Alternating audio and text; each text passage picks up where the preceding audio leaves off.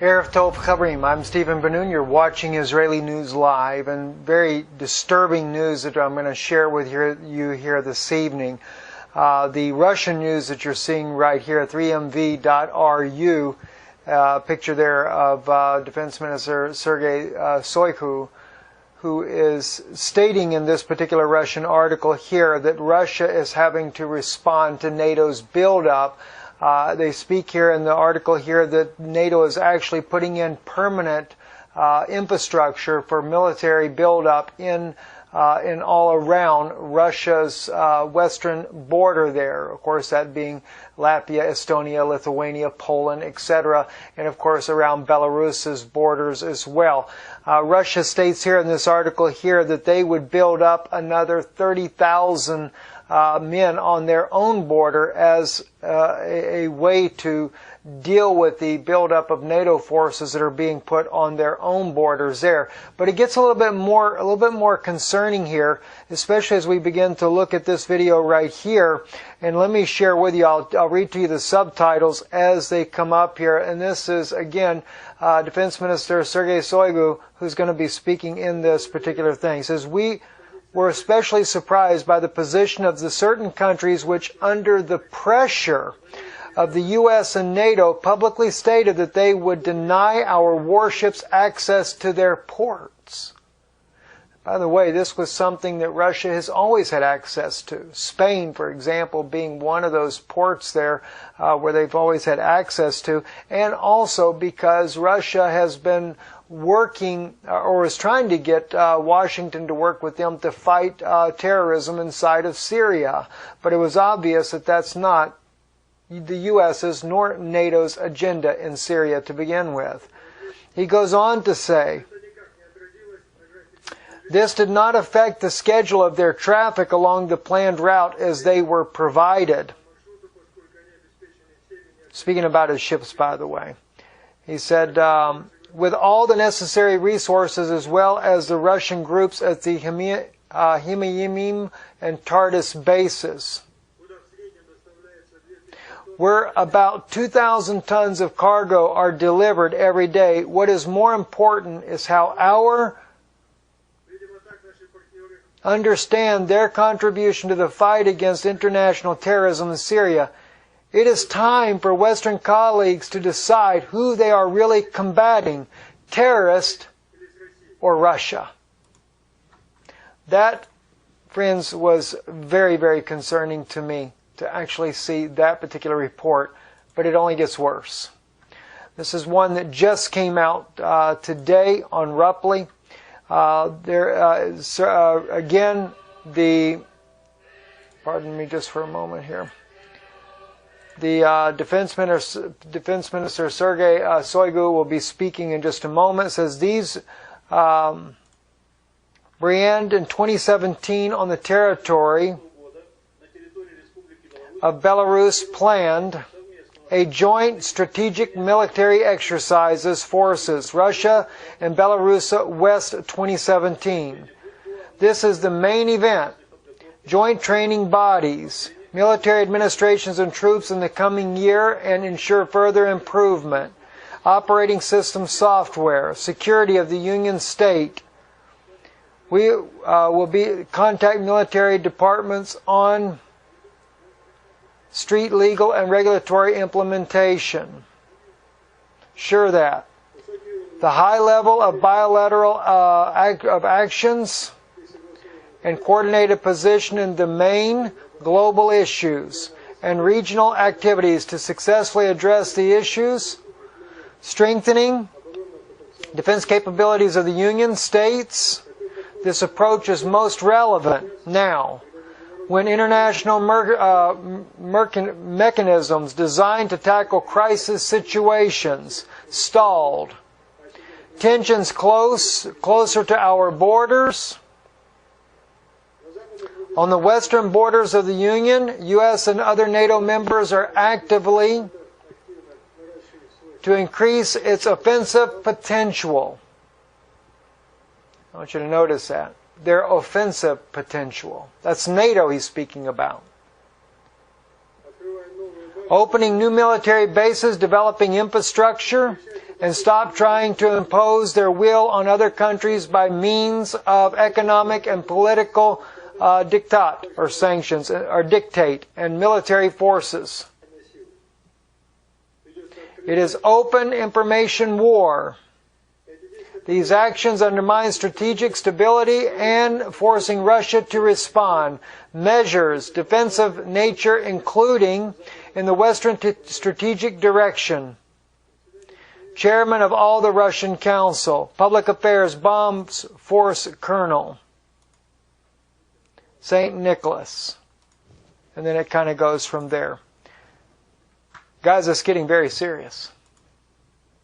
And I don't know how much worse it's going to get. And I'm going to share with you here, I'm going to share with you something here that's going on inside of Russia as well. And then I'm going to turn to America. We're going to look at something that's going on in America. This, what you're seeing here on your screen, if you can tell, these are young adults here, or not even adults, just kids, 12 years old to 18 years old. So young adults and kids as young as 12 years old. Every one of these youngsters right here is holding a Russian Makarov in his hand, which is a small caliber 9mm pistol. I say small caliber, a little bit smaller than the American-made 9mm. They are practicing in what is called Russia's idea of summer camp, boxing and assembling AK-47s. It was an article that was written on the website called Weird.com. But when I was looking at this and reading this article, one thing that came to my own mind is that Russia's getting ready to fight for its life. Russia may be the largest country in the world, but it's also the richest country in the world as far as natural resources. And I think that NATO has its sights on this country. It says Russia's idea of a summer camp, boxing and assembling AK-47s. Who doesn't look back fondly in lazy days spent riding horses, playing tug-of-war, hiking through the woods, fields, hiking through the woods. But that's how field stripping an AK-47 and heaving dummy grenades. That's how they roll in Russia, where some 200,000 students between the ages of 11 and 19 hone their survival skills and learn a little history in free camps and after-school clubs under the patriotic education of Russian citizens in 2016, 2012, 2020 program. People in Russia keep saying this is like the Boy Scouts, says Sarah Blesner, who photographed the camps and toy soldiers. This is not the Boy Scouts, according to the article, the person that writes the article. But you know, what I look at a nation that feels like the entire world is turned against them. And I'm looking at a nation that is doing its best for survival. And as I say that, we turn to America, and it seems that America is trying to do the exact same thing. In an article here that was reported on Reuters TV, look at what's going on here. This is a militia. It's called the Militia 3% Security Force. And what these guys are getting ready for is what they are saying, what they say they fear is what is coming after this election. They're expecting unrest in America. They're expecting civil unrest no matter who is elected president. They say if Hillary's elected, they expect civil unrest. If it's Trump elected, they expect unrest. Now, the founder of the group, which is the guy on your screen now, he said he's not interested in going about violence. He said, in fact, if Trump loses, he said all they want to do is be able to protect their right to bear arms because they feel like Hillary will try to take that away, and they want to be able to protect those that want to peacefully protest against her being nominated president if they do a march on Washington. Again, what are we looking at? We're looking at people in America seemingly preparing for what they believe is going to be survival as well. And we know this, we know it already, that this is what's been going on for some time in America. There is a fear of a nation uprise. There is a fear that things are only going to get worse. And I think that these people here maybe have a little bit of idea of what the Russians are going through. They're fighting for survival. In the event America ends up with a totalitarian government that will eventually drag the entire world, including the United States and its citizens, into a new world order. Is that really, though, what the Obama administration wants? Is this really what the elites have planned? They want chaos in order to bring about martial law in America. Maybe this is why they have been preparing, and you've been seeing all these military vehicles that have been moving back and forth inside the United States. They know something's coming, and they're concerned as well. But the problem is, I don't think it's so much that the militias would uprise, but someone, especially after we saw the leaked information on the DNC and how that they were intentionally creating unrest at the Trump rallies. Does that mean maybe someone on this elite group here is going to intentionally create havoc in the nation to get a civil war going in America? I don't know.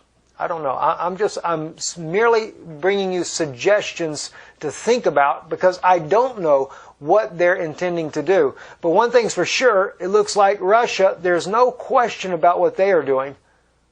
Russia's getting ready to fight for survival.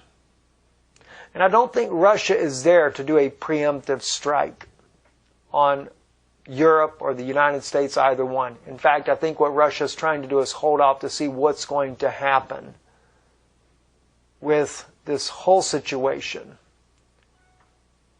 inside of the United States, especially with the election coming up.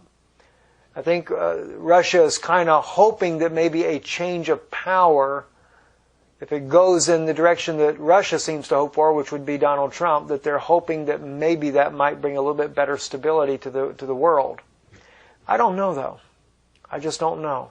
I think the elites are bent on bringing about a new world order. And this is why a war against Russia is inevitable for them as well. They want to bring Russia down so that they can make all the world a one world global community. That's what they're trying to do. At least that's the way I see it as I'm watching the things that are unfolding here. And I see Russia preparing as well for the fight of its own life. It's troubling. It is very troubling as we watch the days we're living in and we watch these things unfold and wonder what will happen next. And then, of course, also Russia's 8 ships are now cruising through the Mediterranean. Last I saw, they were just south of Italy. They've been doing also practices in the Mediterranean as well. No nation has been willing to allow them to refuel. You ever talk about the mark of the beast? Doesn't that remind you of the mark of the beast? You can't buy or sell saving you take the mark, the name, or the number of his name, whatever the case may be. That's what sanctions are all about. We're at a wait-and-see game. You know, by the way, NATO already has. People are so worried about Russia coming down as Gog of Magog. Russia's not Gog. NATO is your Gog. There's your many different armaments. There's your Gog. And I'm going to bring that out. People have been asking me about it. I've not forgot about it. I will get it out very soon. And let me say this, though. Before Russia sent this major fleet down there, do you not realize that NATO already has 12 ships off the coast of Syria in the Mediterranean? Between Egypt and Syria, right there off their coast there, they already had 12 ships. Russia only had 4. So I think Russia just tried to level the playing field by sending 8 more of their own ships there. Now it's 12 to 12. Again, don't forget the scripture I told you about. I believe it's in the book of Daniel. Sorrow on the seas, and it cannot be silenced. Maybe that's over in Jeremiah. I forget exactly where it was at. But anyway, I'm Stephen Ben-Nun. You're watching Israeli News Live.